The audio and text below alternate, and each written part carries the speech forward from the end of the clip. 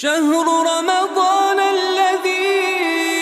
أنزل فيه القرآن هدى للناس وبينات من الهدى والفرقان